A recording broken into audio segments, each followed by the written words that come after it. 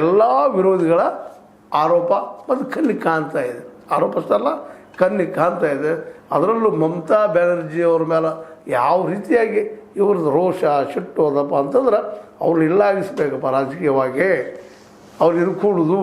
ಯಾಕಂದರೆ ಮತ್ತೆ ಮುಂದಿನ ಚುನಾವಣೆಯಲ್ಲಿ ನಮ್ಮ ಬೆಳೆದು ಬರ್ತಾರೆ. ಯಾಕಂದ್ರೆ ಈಗ 42% ಓಟುಗಳು ಇಲ್ಲೇ ಮಮತಾ ಬ್ಯಾನರ್ಜಿಗೆ ಬಂದಿದ್ದಾವೆ ಅನ್ನೋದನ್ನು ನಾವು ಗಮನಿಸಬೇಕಾಗಿದೆ. ಅಂದರೆ ವೆಸ್ಟ್ ಬೆಂಗಾಲದಲ್ಲಿ ಇವತ್ತು ದಿವಸ ಚುನಾವಣೆ ನಾಣ್ಯ ಅವರು ಇಂದಿಲ್ಲ ನಾಳೆ ಈ ಎಲ್ಲ ಹೊಡೆತಗಳು ಮತ್ತೆ ಬರ್ತಾರೆ ಅನ್ನೋದು ಕಾರಣಕ್ಕಾಗಿ ಇಡೀ ಪಕ್ಷವನ್ನು ನಿರ್ಣಯ ಮಾಡಿಬಿಟ್ರೆ ಮುಂದಿನ ಚುನಾವಣೆಯಲ್ಲಿ ಹೊಸ ಜನ ತೊಗೊಂಡು ಮಾಡಿ ಪಕ್ಷಕ್ಕೆ ಬರೋದು ಭಾಳ ಕಷ್ಟ ಅನ್ನೋ ದಿಶೆಯಲ್ಲಿ ಇವೆಲ್ಲ ಡೆವಲಪ್ಮೆಂಟ್ ಆಗ್ತಾ ಇದ್ದಾವೆ. ಜೊತೆಗೆ ಉಳಿದ ಪ್ರಾದೇಶಿಕ ಪಕ್ಷಗಳನ್ನೆಲ್ಲರೂ ನಿರ್ಣಯ ಮಾಡುವಂಥದ್ದು. ಉದಾಹರಣೆಗೆ ಈಗ ಹೇಳಿದ್ದೆ ನಿಮಗೆ ಆಲ್ರೆಡಿ ಶಿವಸೇನೆ ಉದ್ಧವ್ ಠಾಕ್ರೆ ಈಗಾಗಲೇ ಹೊಡೆದು ಹೋಗಿದೆ ಪಾಪ ಶಿವಸೇನೆ ಅವ್ರದ್ದು.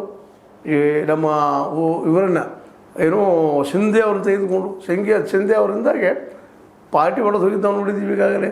ಆ ಸಂದರ್ಭದಲ್ಲಿ ಸ್ವತಃ ಸುಪ್ರೀಂ ಕೋರ್ಟು ಹೇಳ್ಕೊಂಡಿತ್ತು, ಇಲ್ಲ ಇದು ರಾಜ್ಯಪಾಲರ ಮಾಡಿದ ತಪ್ಪು ಅಂತೇಳಿ. ಅದರವ್ರಿಗೆ ಯಾವ ಶಿಕ್ಷಣವಾಗಲಿಲ್ಲ.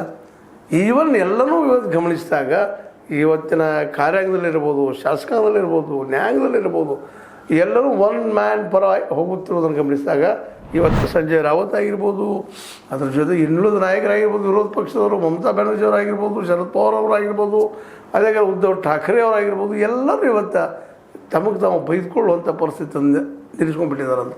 ನಾವು ಯಾವ ಸಂದರ್ಭದಲ್ಲಿ ಸಪೋರ್ಟ್ ಮಾಡಿದೆವಪ್ಪ ಅಂತೇಳಿ ಈ ನೆಲೆಗಟ್ಟಿನಲ್ಲೇ ಇವತ್ತು ನಮ್ಮ ಸಂಜಯ್ ರಾವತ್ ಮಾಡಿದಂಥ ಟೀಕೆ ಕಠೋರ ಅನ್ನಿಸ್ತದೆ.